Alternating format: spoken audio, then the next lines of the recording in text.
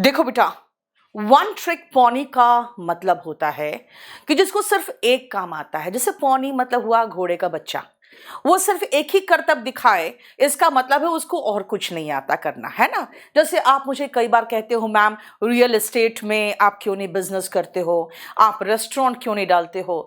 भाई मैं कह सकती हूँ I am just one trick pony. मुझे सिर्फ पढ़ाना आता है और किताबें लिखनी आती है, राइट। ये है वन ट्रिक पॉनी। ना बेटा, ये नहीं कह सकते आप कि एमबीए चाय वाला वन ट्रिक पॉनी है। बेटा एमबीए चाय वाला सिर्फ बकेती काटता है। देखो मैं आपको एक छोटा सा एग्जांपल देती हूँ, आपको मैं एक चीज समझाती हूँ बेटा। मैं शायद आपको बहुत ज्यादा रूड लगूं या लगेगा कि नहीं मैडम बहुत अप फ्रंट है, लेकिन मैं आपको सही जानकारी देती हूँ क्योंकि तुम लोग सब मेरे स्टूडेंट्स हो। आगे जाके तुम लोग को जिंदगी जीना है, तुम लोग को लाइफ देखनी है, प्रैक्टिकल काम करना है। देखो मेरा पब्लिकेशन है, अगर आपने शार्क टैंक कभी देखा होगा तो आपने वहां पे जो बैठे शार्क्स हैं, जिसमें से 3-4 को तो मैं शार्क्स मानती ही नहीं हूं, एनीवे बाद में बताऊंगी क्यों। तो वो लोग कहते हैं आपके कंपनी का हीरो प्रोडक्ट क्या है। बेटा मेरे कंपनी का, जैसे अगर मैं पब्लिकेशन की बात करूं तो मेरे पब्लिकेशन का हीरो प्रोडक्ट जैसे वॉल्यूम 1 है, राइट। मैंने आज से 4 महीने पहले कहा था ना कि चाय के टपरी के लिए क्या आपको फ्रेंचाइजी की जरूरत है। उस समय मुझे बहुत गालियां दी लोगों ने, क्योंकि लोग है ना यहाँ पे बेटा इमोशनल ज्यादा है। मेरा कहना है मैं करती हूँ क्या काम, बिजनेस करती हूँ ना। हाँ, अब मैं अपने बिजनेस से जो पैसा बचाती हूँ उसमें अपने इमोशन डाल के और मैं चैरिटी करती हूँ। बेटा बिजनेस से कमाए हुए पैसे से चैरिटी होता है जिसमें आप अपनी इमोशन डालो। अब बिजनेस में इमोशन डालोगे तो धंधा चौपट हो जाएगा। लोग क्या किए, 40 लाख रुपए लगा के, अरे आप फ्रेंचाइजी ले रहे हो, किस चीज का ले रहे हो। केएफसी का अगर लोगे तो बेटा केएफसी ने अपना जो रेसिपी है उसको आज तक किसी को बताया नहीं है।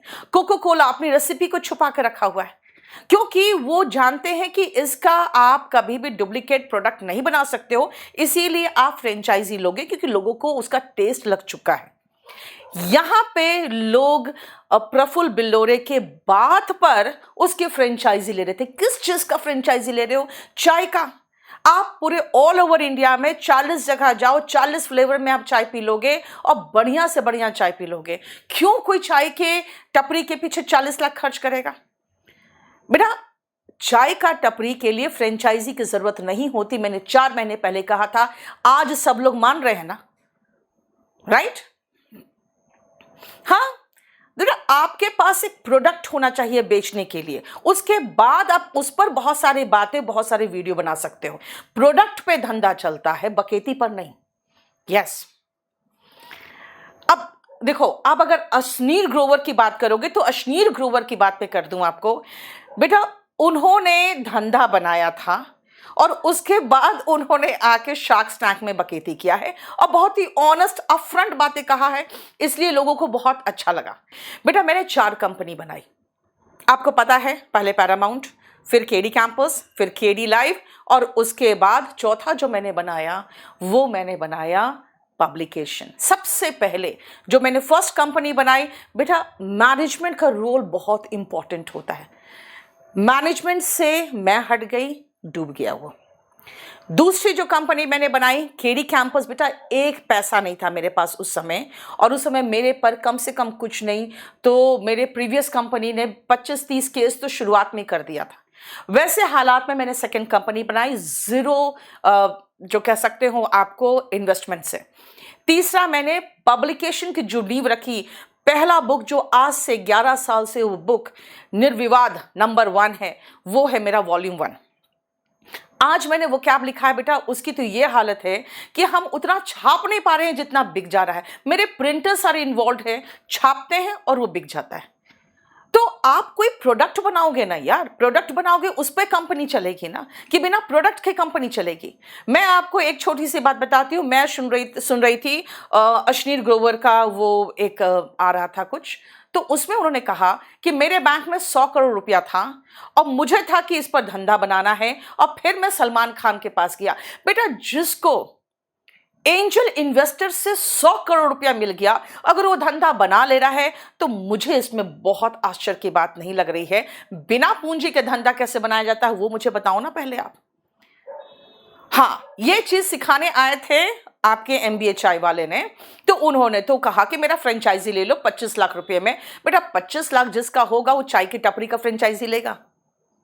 और फिर उसके बाद अगर आप अश्नीर ग्रोवर की बात करोगे तो बेटा वो जिस साल ऑलमोस्ट 3/4 ऑफ द ईयर वो भारत पे में थे और उसके बाद उनका जो भी विवाद हुआ वो निकाले गए।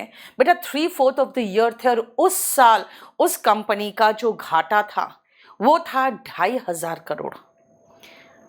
और एक दूसरे शार्क की बात मैं करूं, ममास अर्थ जो है, गजल है ना मैम, गजल मैम उसकी मालकिन है। 2 फाइनेंशियल ईयर में उन्होंने 2,000 करोड़ का घाटा किया है, तो तीसरे साल में 14 करोड़ कमाया है। भाई इतना बड़ा बड़ा घाटा इनके होते हैं, ये तो छोटे मोटे देशों को हार्ट अटैक दे दे और उसके बाद वो कहेंगे हम शार्क है। मेरे नजर में ये शार्क्स नहीं है। शार्क बिना पैसे का, बिना पूंजी का बिजनेस बनाता है। और जितना गजल मैम 2,000 करोड़ खर्च करके जितना कमाया है, उससे ज्यादा कमाई मैंने चवन्नी बिना खर्च किए केडी कैंपस और केडी लाइव पब्लिकेशन इन सब में अलग अलग किया हुआ है। तो आप ज्यादा बकेती काट सको, ज्यादा बकेती ऑनलाइन आके, ये इंपॉर्टेंट है आजकल। ये इंपॉर्टेंट नहीं है कि आपने कितनी बड़ी कंपनी बनाई। बेटा ऐसे लोगों को देख के हमको तो लगता है जो बड़े बड़े बिजनेसमैन है ना, जैसे रतन टाटा हो गए, मुकेश अंबानी हो गए, वो किसी कोने में जाके हंसते होंगे, यार ये बिजनेस आजकल चल रहा है। और तुम लोग क्या हो ना बेटा, तुम लोग बातों से इन्फ्लुएंस्ड बहुत ज्यादा होते हो। बेटा किसी की बात से इन्फ्लुएंस्ड मत हो, उसका काम देखो।